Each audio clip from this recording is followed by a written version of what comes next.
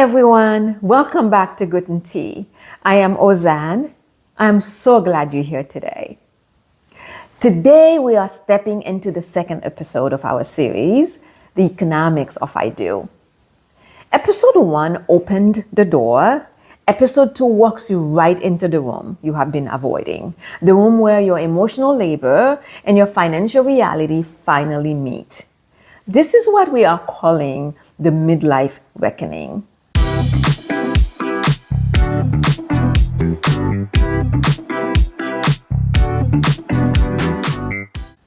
Most women did not see it coming. This moment in midlife may arrive sometimes quietly, sometimes slowly, or sometimes abruptly or explosively. When a woman realizes, I've been holding up this entire system and I am tired. We are not just talking about physical exhaustion. It is emotional depletion. It is financial vulnerability. It is the weight of being the glue, the planner, the caregiver, the one who remembers everything and holds everything together.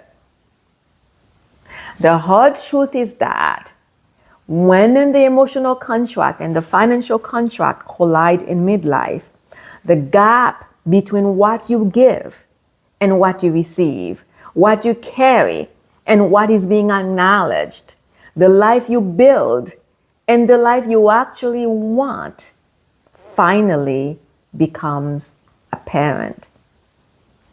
Just in case someone questions your intentions, because now you can see your truth. You are speaking your truth or what you want, just so you know you are not being selfish. You are just waking up to your truth. Let's talk about something almost every woman in midlife knows but rarely names: the career gap. The career gap can widen fast in midlife, especially when you are busy caring for everybody else. Maybe you stepped back when the kids were little. Maybe you worked part-time or you don't work at all. Or maybe you took the flexible job so the family could function. Maybe you paused your dreams for someone else's to grow. At the time, it felt like the right thing to do. It felt temporary. It felt like a season, a choice you made for love, for stability, for the kids to have consistency in their lives, for support. But when you look back at that season, it becomes a 20 to 30-year economic impact.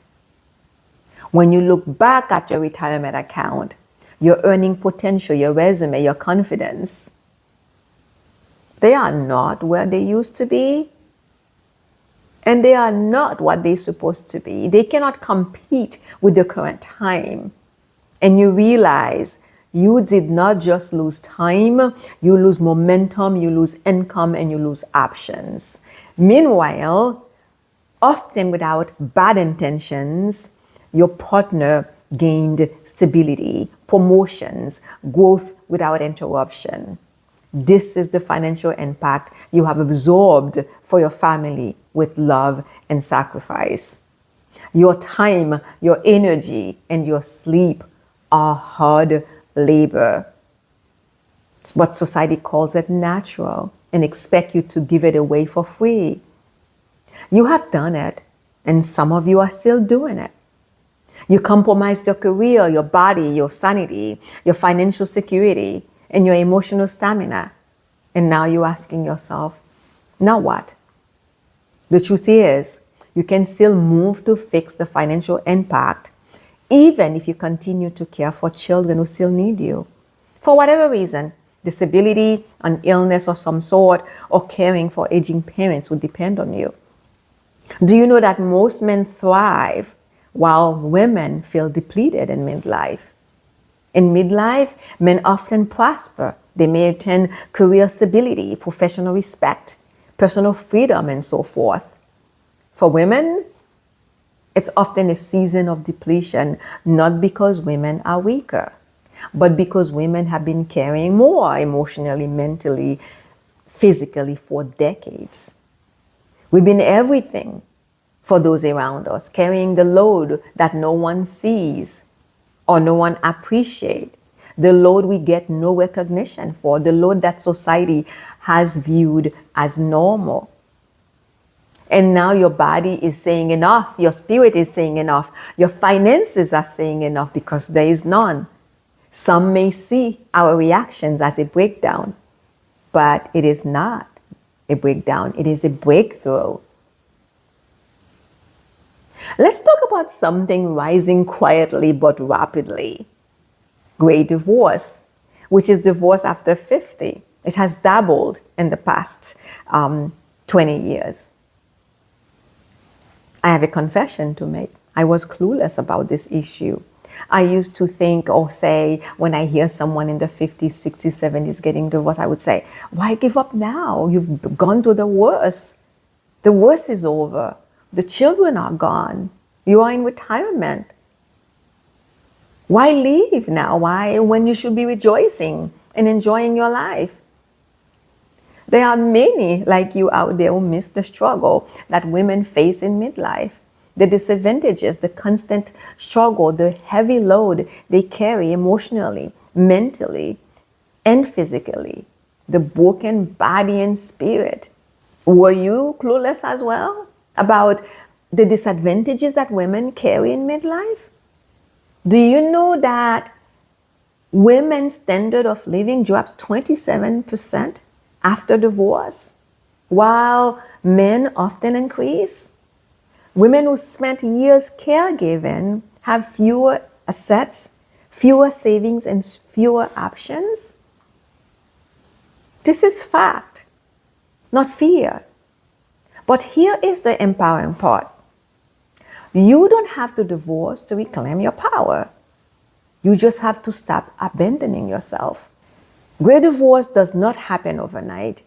It is usually the result of years of disconnection, unspoken resentment, and burned out.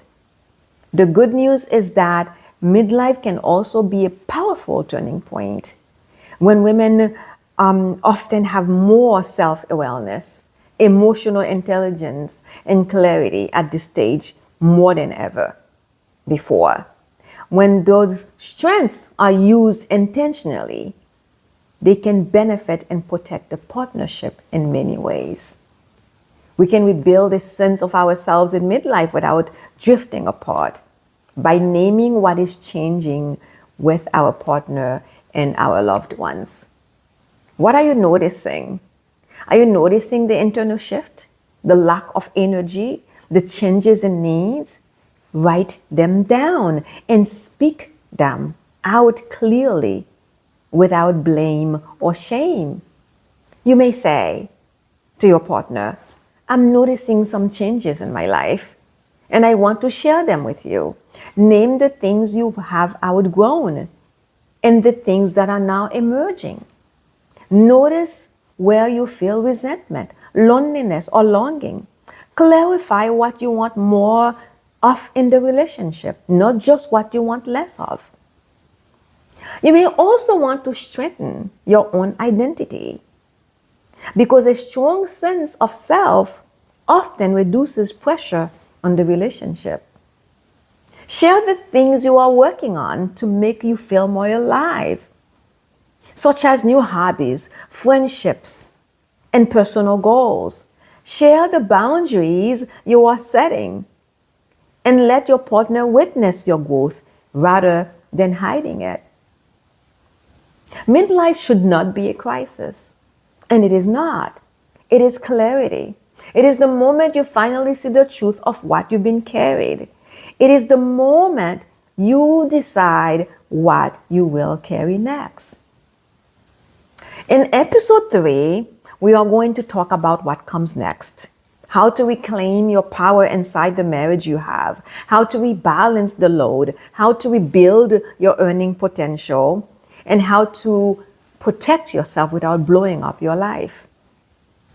If this episode hit a nerve, if you felt seen or validated, or suddenly aware of the patterns you've been living inside, I want to invite you to subscribe to my channel.